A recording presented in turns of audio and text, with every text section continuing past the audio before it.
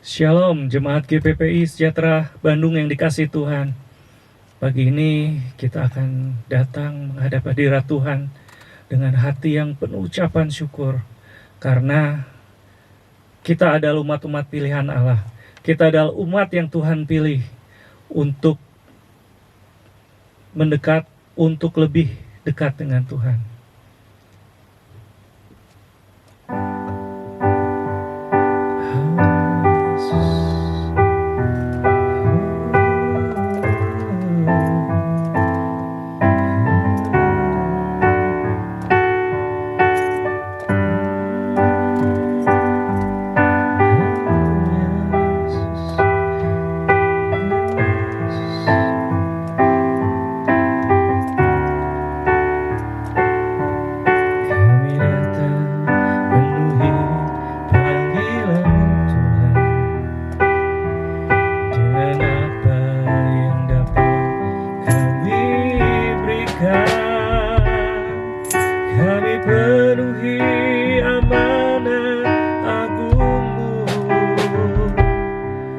Menyelamatkan jiwa yang tersesat. Kami datang penuhi panggilan-Mu Tuhan. Dengan apa yang dapat kami berikan, kami penuhi amanat agung-Mu, melayani yang lemah dan terbeban. Urapi kami Tuhan dengan kuasa Roh Suci, ringankan hati yang terbeban dan penuh kasih ilahi. Urapi kami dengan kuasa dari tempat maha tinggi, dan teguhkan semua kesaksian. Katakan, kami datang Tuhan. Kami datang penuhi panggilan-Mu Tuhan. Dengan apa yang dapat kami berikan, kami penuhi amanat agung-Mu, menyelamatkan jiwa yang tersesat.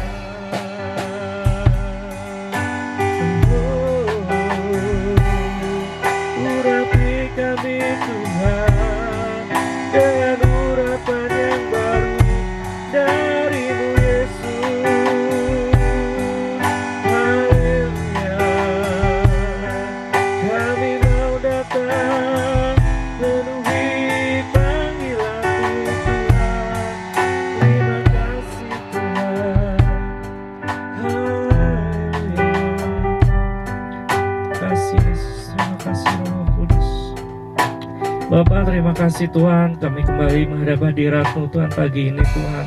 Dan ucapan terima kasih kami Tuhan. Terima kasih Tuhan atas segala berkat anugerah-Mu.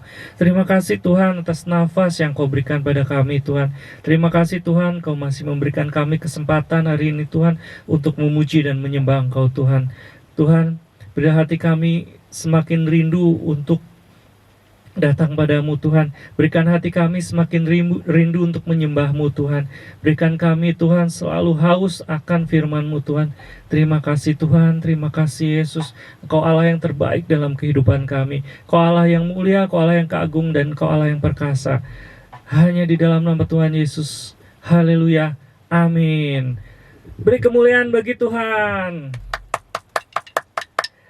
Oke, jemaat yang dikasih Tuhan, kita adalah umat-umat pilihan Allah.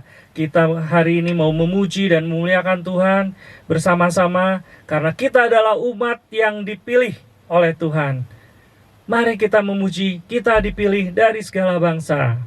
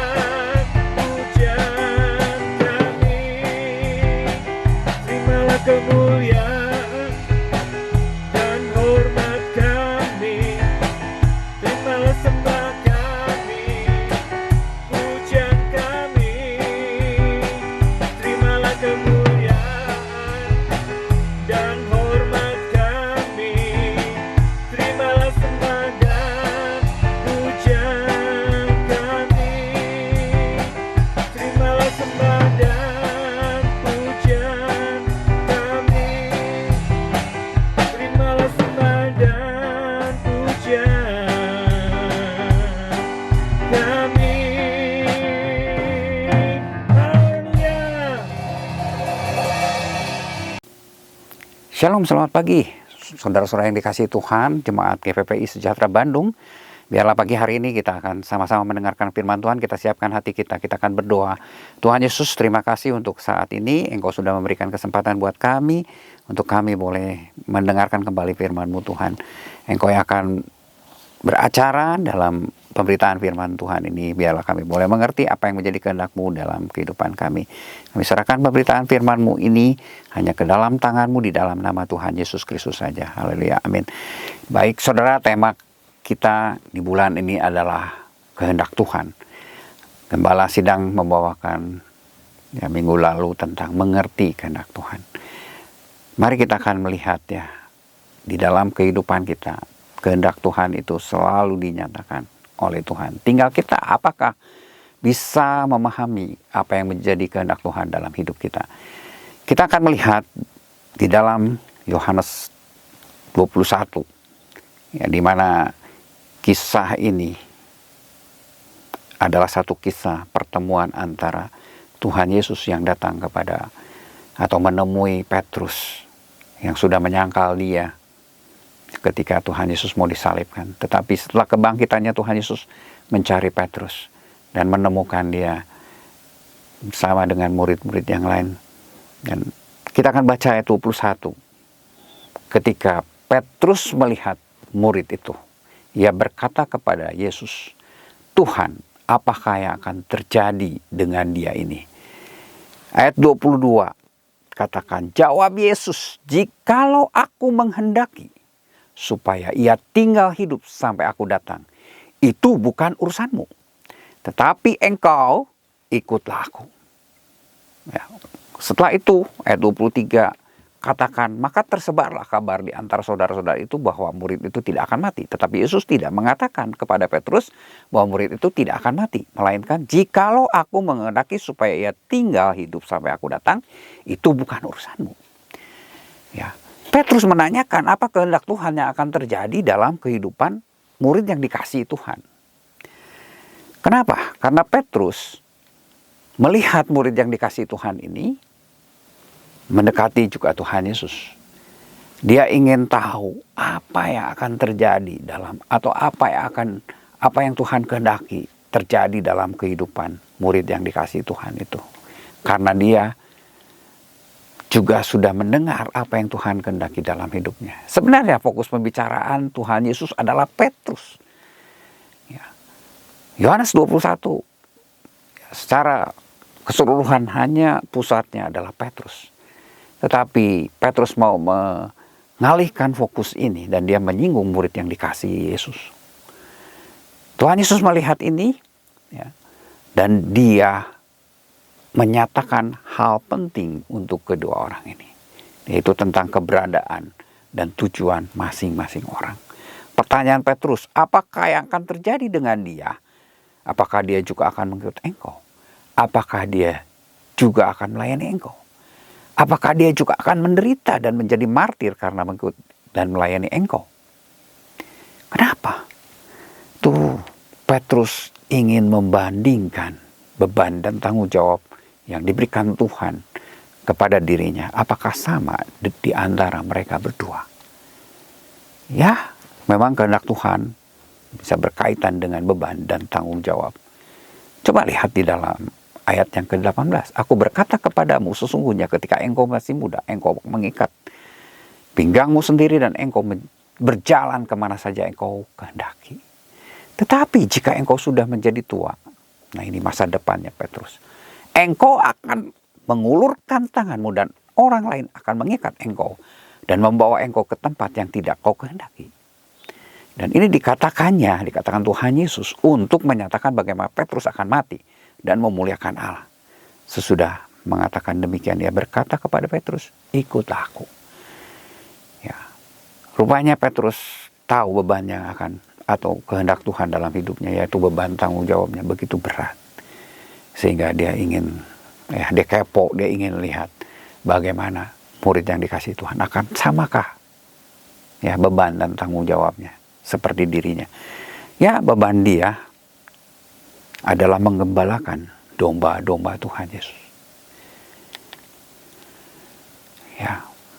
Tuhan mau supaya setiap orang mengerti kehendak Tuhan dalam kehidupannya. Tapi betapa sering kita membandingkan diri kita dengan orang lain sehingga menyebabkan kita tidak fokus pada kehidupan dan panggilan kita sendiri. Apakah kita dipanggil sebagai hamba Tuhan penuh waktu? sebagai pengajar, penginjil. Ya, kehendak Tuhan itu dinyatakan dalam panggilan Tuhan. Kehendak Tuhan adalah rancangan Tuhan. Dan kehendak Tuhan itu ada di dalam catatan Tuhan mengenai tiap orang.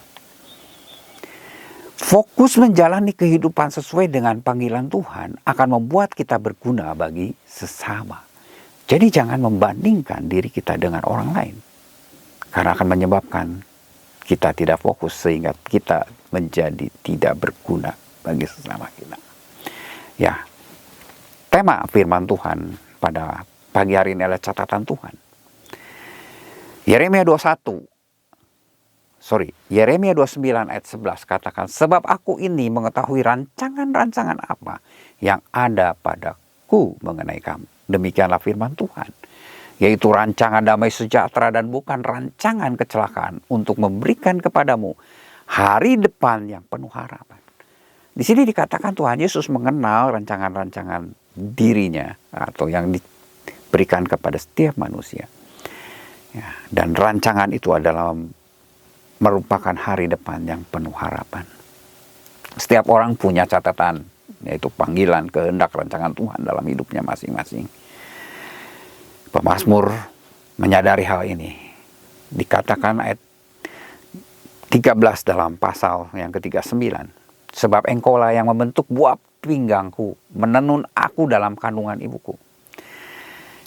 Kemudian ayat yang ke-16 katakan, matamu melihat lagi aku bakal anak. Dan dalam kitabmu semuanya tertulis hari-hari yang akan dibentuk sebelum ada satupun daripadanya. The Message katakan, semua hidupku telah tertulis di hadapanmu. Semua hari-hari dalam hidupku telah dipersiapkan sebelum aku menjalani suatu hari pun. Jadi semua yang akan terjadi dalam hidup kita, kehendak Tuhan itu sudah ditulis di dalam kitab, sudah tertulis di hadapan Tuhan. Semua yang akan kita lalui. Inilah catatan Tuhan dalam kehidupan dan kita. Dan catatan Tuhan ini atau panggilan Tuhan itu atau kehendak Tuhan ini ya, merupakan rencana besar untuk hidup kita. Di dalam Yesaya 49, Yesaya menyadari, dia katakan, Tuhan telah memanggil aku sejak dari kandungan, telah menyebut namaku sejak dari perut ibuku. Yeremia juga sama. Yeremia 1 ayat 5 katakan, aku telah menetapkan engkau menjadi nabi bagi bangsa-bangsa. Diberitahu oleh Allah bagaimana Yeremia ini akan menjadi nabi. Dan ditetapkan oleh nabi. Paulus yang asalnya Saulus yang menganiaya jemaat Tuhan juga dia mengerti. Galatia 1 ayat 15 katakan, tetapi waktu ia yang telah memilih aku sejak kandungan ibuku dan memanggil aku oleh kasih karunia-Nya. Ya, kita adalah ciptaan Tuhan, diciptakan sesuai dengan rupanya. Untuk apa? Untuk suatu tujuan. Nah, tujuan apa? Paulus katakan kepada Timotius dalam 2 Timotius 3 ayat 20. Dalam rumah yang besar, bukan hanya terdapat perabotan dari emas dan perak, melainkan juga dari kayu dan tanah. Nah, tujuannya apa? Yang pertama, dipakai untuk masuk yang mulia. Dan yang terakhir untuk maksud yang kurang mulia. Ini berbicara masalah nilai. Mulia dan kurang mulia. Yang mulia ada maksudnya. Untuk maksud yang mulia, special purpose. Ya, dirancang dengan tujuan tertentu. Diperlakukan secara spesial. Sedangkan yang kurang mulia memang diciptakan untuk maksud yang kurang mulia. Ya. Nah, jadi sifatnya adalah common use. Oleh sebab itu, di sini kita melihat ada nilai kualitas hidup. Orang percaya dengan memperbandingkannya dengan kesiapan diri untuk memenuhi rancangan khusus Tuhan. Nanti kita lihat bagaimana kita lihat perbedaan kehendak. Ada 2 kehendak Tuhan dalam diri kita. Ya, masing-masing orang mencari kehendak Tuhan dalam hidupnya. Yesaya sama, dan dia mengerti kehendak Tuhan ketika dia berkata, ini aku Tuhan, utuslah aku. Ketika ia diperhadapkan pada keluhan hati Tuhan akan kesesatan bangsa Israel. Yesaya 6 ayat 8. Musa dan Yeremia tidak mengerti begitu saja, bahkan mereka melakukan perdebatan dengan Allah ketika Allah menyatakan ya apa kehendaknya dalam hidup mereka. Tuhan ingin mereka menjalankan catatan Tuhan, tetapi catatan Tuhan ini mereka mengerti dan tidak mereka sukai, sehingga Tuhan harus memberikan janji penyertaannya kepada mereka. Dan yang ketiga, Paulus itu mengerti kehendak Tuhan pada saat dia merespon firman Tuhan yang disampaikan melalui Ananias. Di dalam Kisah Rasul 9 dikatakan ayat 18, ia bangun lalu dibaptis.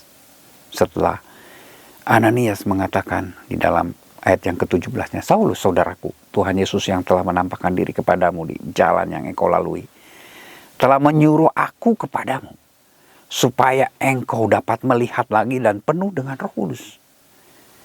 Dan setelah itu memang seolah ada saput gugur dari matanya, dan dia bangun lalu dibaptis. Kemudian ayat 20 katakan ketika itu juga ia memberitakan Yesus di rumah-rumah ibadat dan mengatakan bahwa Yesus adalah anak Allah. Dia mengerti karena dia sudah penuh dengan Roh Kudus. Ya, inti perjalanan kehidupan kita sebagai orang percaya sesungguhnya adalah menemukan catatan Tuhan itu bagi hidup kita. Bagaimanakah proses kita ketika diperhadapkan pada sebuah beban ilahi yang Tuhan taruh di dalam hati kita? Karena sebenarnya disitulah letak catatan Tuhan yang menggores special purposes untuk menjadikan kita sebagai bencana yang layak dipakai bagi kemuliaannya. Respon kita penting ketika kita diberitahu tentang kehendak Tuhan yang merupakan beban ilahi yang Tuhan sudah taruh dalam hati kita. Dan saat kita mengerti dan mau melakukan kehendak Tuhan atau menjadikan kehendak Tuhan itu nyata dalam hidup kita, maka kita menjadi bejana yang layak dipakai bagi kemuliaannya. Seperti Maria, dia katakan, sesungguhnya aku ini adalah hamba Tuhan, jadilah padaku menurut perkataanmu, dalam Lukas 1 ayat 38. Tuhan Yesus juga sama. Dia mengerti apa yang menjadi makanannya. Dia katakan di dalam Yohanes 3 ayat 34. Makananku ialah melakukan kehendak Dia mengutus aku dan menyelesaikan pekerjaannya. Terjemahan lama katakan menyempurnakan pekerjaannya. Tuhan Yesus mengerti ini betul. Dan kehendak Allah dinyatakan di dalam kehidupan Dia. Itu dikatakan di dalam Yesaya 53. Tetapi Tuhan berkehendak meremukkan dia dengan kesakitan. Apabila ia menyerahkan dirinya sebagai korban penebus salah, ia akan melihat keturunannya, umurnya akan lanjut. Dan kehendak Tuhan akan terlaksana olehnya. Tuhan tahu bagaimana kehendak, atau Tuhan Yesus tahu bagaimana kehendak Allah ini, yaitu untuk meremukkan dia dengan kesakitan di kayu salib. Tetapi kehendak Tuhan ini akan terlaksana oleh Allah. Menghendaki terjadi beberapa hal yang Ia benci. Allah mengizinkan atau menghendaki Tuhan Yesus mati untuk menebus dosa manusia, dan sebetulnya Dia sayang pada anaknya. Tapi dikatakan dalam 1 Petrus 3 ayat 17 juga dikatakan, sebab lebih baik menderita karena berbuat baik, jika hal itu dikehendaki Allah, daripada menderita karena berbuat jahat. Kehendak Allah adalah orang Kristen menderita karena melakukan kebaikan atau penganiayaan. Ya. dosa, ya, kalau kita melakukan atau ada orang melakukan penganiayaan terhadap orang Kristen yang melakukan kebaikan, itu adalah dosa. Tapi Allah membiarkan itu terjadi. Ya. Bahkan kadang-kadang menghendaki peristiwa-peristiwa yang mencakup dosa itu, penganiayaan itu terjadi dalam hidup manusia. Ya. Jadi segala sesuatu dalam kehidupan kita seringkali mendapatkan persetujuan Tuhan, ya, walaupun kita menerima sesuatu yang kurang baik, karena sesuai dengan maksud Allah. Maka segala sesuatu itu akan bekerja menurut keputusan kehendaknya. Efesus 1 ayat 11. Di sini menunjukkan bahwa kehendak Allah adalah pemerintahan Allah yang berdaulat atas segala sesuatu yang terjadi. Sampai hal-hal terkecil. Matius 10 ayat 29, sampai burung pipit dijual 2 ekor seduit. Namun seekor pun daripadanya tidak akan jatuh ke bumi di luar kehendak Bapamu, dikatakan. Amsal 16 ayat 33 katakan, undi dibuang di pangkuan, tetapi setiap keputusannya berasal daripada Tuhan. Hati raja seperti batang air di dalam tangan Tuhan, dialirkannya kemana ia ingini. Sampai hal kecil Allah mengatur, ya. Dan ini sudah merupakan kehendak yang berdaulat atau kehendak ketetapannya. Ini yang pertama, kehendak ketetapannya. Dan ini tidak dapat dilanggar dan selalu pasti terjadi. Semua penduduk bumi dianggap remeh, ia berbuat menurut kehendaknya terhadap bala tentara langit dan penduduk bumi. Dan tidak ada seorang pun yang dapat menolak tangannya dengan berkata kepadanya, apa yang kau buat? Daniel 4 ayat 35 mengatakan hal ini. Rancangan spesial Tuhan yang sudah ada di dalam diri setiap orang percaya hanya akan tinggal rancangan tanpa sebuah hati yang mencari dan siap melakukan kehendaknya. Oleh sebab itu, di dalam 2 Timotius 2 ayat 21-nya dikatakan, jika seseorang menyucikan dirinya dari hal-hal yang jahat, ia akan menjadi perabot rumah untuk maksud yang mulia. Ia dikuduskan, dipandang layak untuk dipakai tuannya, dan disediakan untuk setiap pekerjaan yang mulia. Jadi ada 2 jenis. Yang satu ya adalah perabot yang mulia dan satu lagi kurang mulia. Tapi orang yang menyucikan dirinya dari hal yang jahat, ia akan menjadi perabot rumah untuk maksud yang mulia, dikuduskan, dipandang layak untuk dipakai tuannya, dan disediakan untuk setiap pekerjaan yang mulia. Ini Timotius katakan. Menyucikan atau menguduskan dirinya ini bagian kita. Ya, diperlukan keinginan diri kita untuk menguduskan diri. Ya, Tuhan mau kita memfokuskan hati kita untuk panggilannya. Maka kita hanya akan menjadi orang percaya yang biasa saja kalau tidak memfokuskan hati kita kepada panggilannya, yaitu menguduskan dirinya. Ya, menyucikan atau menguduskan dirinya itu merupakan bagian kita. Karena tanpa hati yang terfokus pada panggilannya, maka kita hanya akan menjadi orang percaya yang biasa saja. Dikatakan di dalam Roma 12 nih, karena itu saudara-saudara, demi kemurahan Allah aku menasihatkan kamu supaya kamu mempersembahkan tubuhmu sebagai persembahan yang hidup, yang kudus, dan yang berkenan kepada Allah. Itu adalah ibadahmu yang sejati. Ayat 2-nya katakan, janganlah kamu menjadi serupa dengan dunia ini, tetapi berubahlah oleh pembaharuan budimu, sehingga kamu dapat membedakan manakah kehendak Allah, yaitu apa? Yang baik, yang berkenan kepada Allah, dan yang sempurna. Ini kehendak, perintah Allah. Ini yang kedua. Tadi kehendak, ketetapan Allah yang bisa terjadi. Sedangkan kehendak, perintah Allah ini bisa gagal kita lakukan. Ya. Kembali di dalam ayat yang ke-21 dari 2 Timotius 2. Dikuduskan. Ini berarti dilakukan oleh Tuhan. Hidup di dalam kekudusan adalah langkah penting untuk kita bisa mengetahui tujuan Tuhan di dalam hidup kita. Makanya kita harus berusaha untuk menguduskan diri kita. Dan Tuhan akan melakukan juga pengudusan hidup kita. Nah, kita lihat persiapan Yeskiel sebagai juru bicara Allah. Pertama, dia mendengar. Kemudian dia memahami. Dan menyerap pesan Tuhan itu sendiri. Yeskiel 2 katakan, dan engkau anak manusia, dengarlah apa yang kufirmankan kepadamu. Janganlah memberontak seperti kaum pemberontak ini.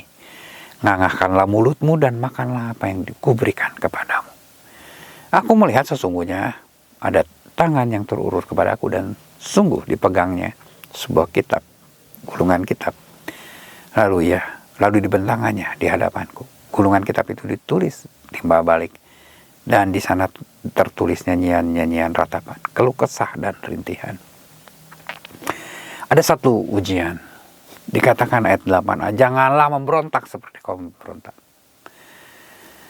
Ya, di sini Tuhan mau ada pemisahan, yaitu pengudusan. Dengan cara apa? Dengarlah. Yeremia 15 ayat 16 katakan, apabila aku bertemu dengan perkataan-perkataanmu, maka aku menikmatinya. Firman-Mu itu menjadi kegirangan bagiku dan menjadi kesukaan hatiku, sebab nama-Mu telah diserukan atasku, ya Tuhan, Allah semesta alam. Orang yang mau mendengar Tuhan, dia berarti bisa menikmati firman Tuhan dan menjadi kesukaan, kegirangan bagi hatinya firman Tuhan itu. Kemudian dikatakan makanlah. Dikatakan dalam Matius 4 ayat 4 atau Ulangan 8 ayat 3. Jadi ia merendahkan hatimu, membiarkan engkau lapar dan memberi engkau makan mana dan yang tidak kau kenal dan juga tidak dikenal oleh nenek moyangmu, untuk membuat engkau mengerti bahwa manusia hidup bukan dari roti saja, tetapi manusia hidup dari segala yang diucapkan Tuhan. Jadi dengar dan makan firman Tuhan. Firman Tuhan itu benar-benar makanan yang harus kita makan supaya kita mengerti kehendak Tuhan. Karena dikatakan di dalam Yohanes 6 ayat yang ke-53, makanan ini juga berbicara mengenai daging Tuhan, yaitu firman Tuhan. Karena Tuhan Yesus sudah menjadi manusia yang sama-sama menjadi daging di dalam kehidupan kita.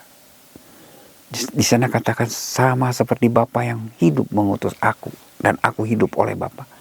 Demikian juga barang siapa yang memakan aku akan hidup oleh aku. Ayat 57. Ayat 58-nya katakan, inilah roti yang telah turun dari surga, bukan roti yang dimakan nenek moyangmu. Dan mereka telah mati. Barang siapa makan roti ini, ia akan hidup selama-lamanya. Itulah yang akan menghidupkan kita. Efesus 5 ayat 26 katakan untuk menguluskannya. Jadi dikuduskan. Kemudian sesudah ia menyucikannya dengan memandikannya dengan air. Setelah dibaptis, kemudian dikuduskan dengan firman, disucikan dengan firman. Inilah pengudusan yang terjadi secara terus-menerus dalam kehidupan kita. Bagaimana pengudusan itu harus kita lakukan? Kehendak perintah Tuhan, katakan jauhilah nafsu orang muda. Ayat 22. Kejarlah keadilan, kesetiaan, kasih dan damai bersama-sama mereka yang berseru kepada Tuhan dengan hati yang murni. Ayat 22 juga. Dan 23 katakan, hindari soal-soal yang dicari-cari, yang bodoh dan tidak layak. Dan ini akan menimbulkan pertengkaran. Nah, sebagai hamba Tuhan, kalau Tuhan menghendaki seseorang menjadi hamba Tuhan.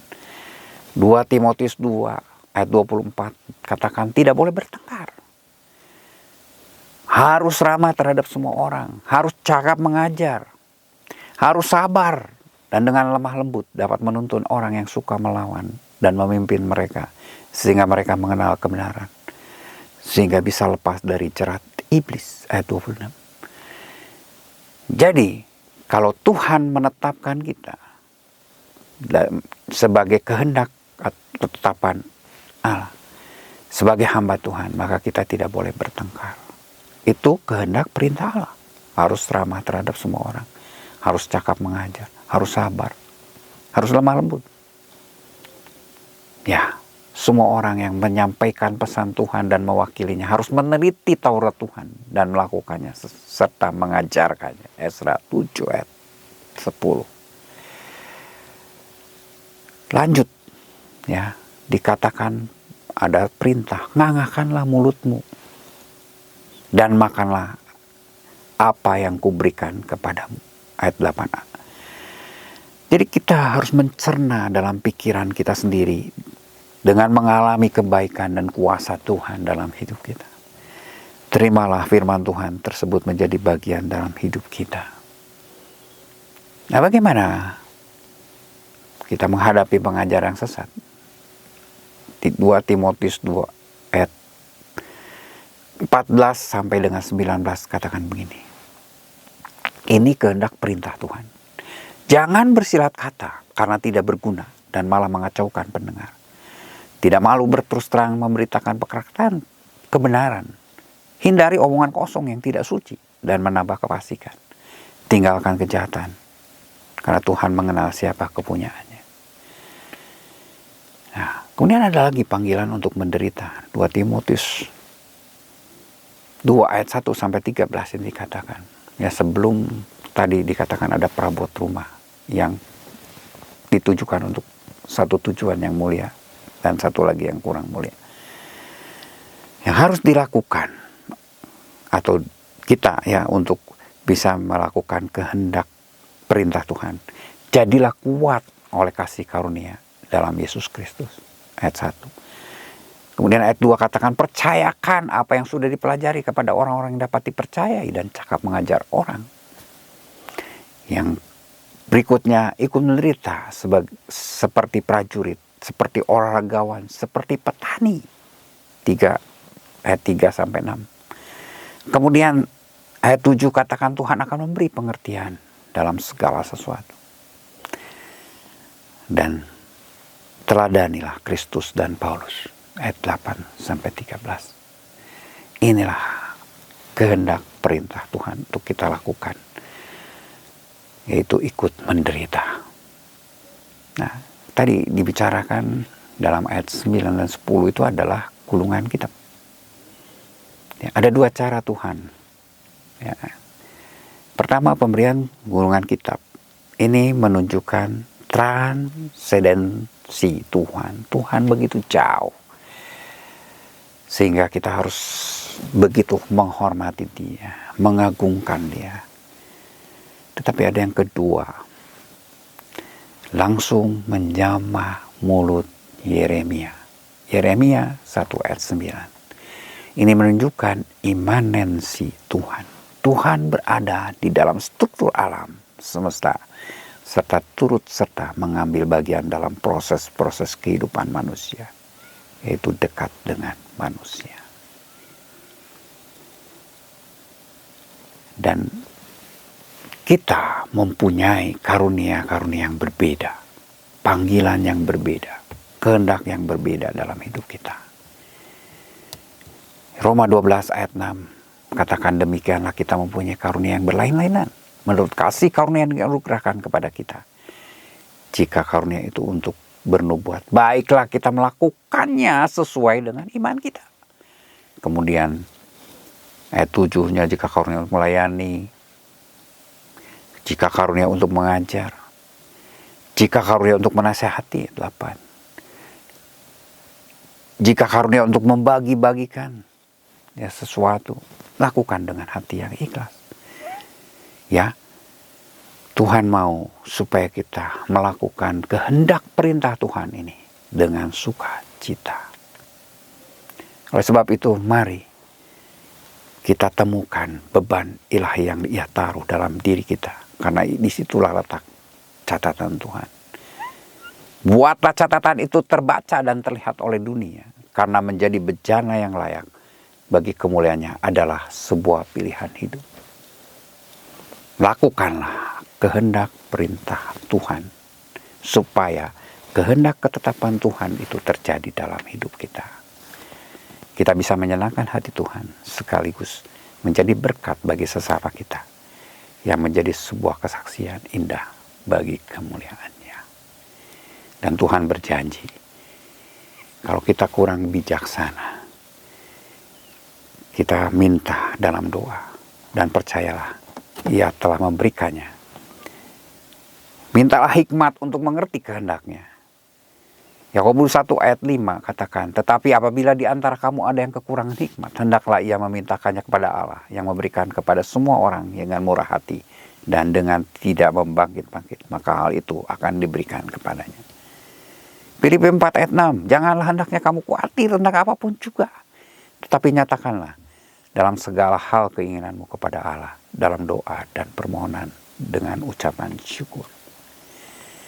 Firman Tuhan jelas katakan, ada dua kehendak Tuhan. Pertama, kehendak ketetapan Allah, yaitu kita mau jadi apa? Mau jadi perabot yang mulia atau mau menjadi perabot yang kurang mulia. Tetapi kita bisa menghidupi atau menjadikan kehendak Tuhan itu terjadi dalam hidup kita ketika kita mengikuti atau melakukan kehendak perintah Tuhan. Tuhan Yesus memberkati. Jemaat Tuhan, kita telah mendengarkan firman dari Tuhan. Biarlah firman dari Tuhan menjadi rema dalam kehidupan kita semua, untuk menguatkan, membuat kita semakin dekat dengan Tuhan. Karena hidup kita adalah anugerah dari Tuhan. Karena hidup kita adalah milik Tuhan.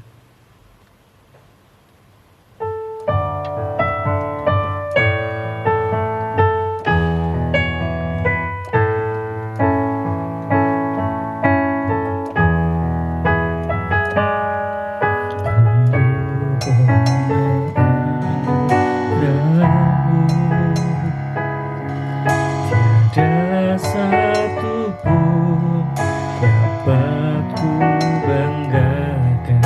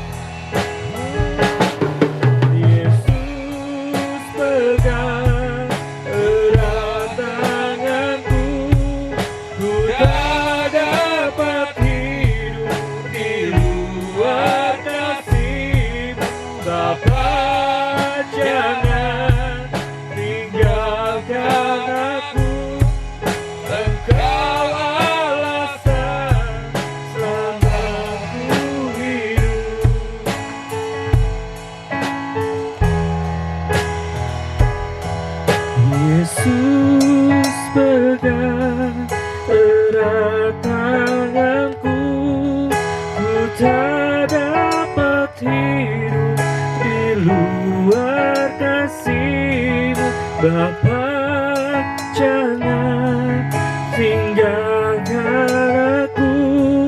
Engkau alasan untukku hidup.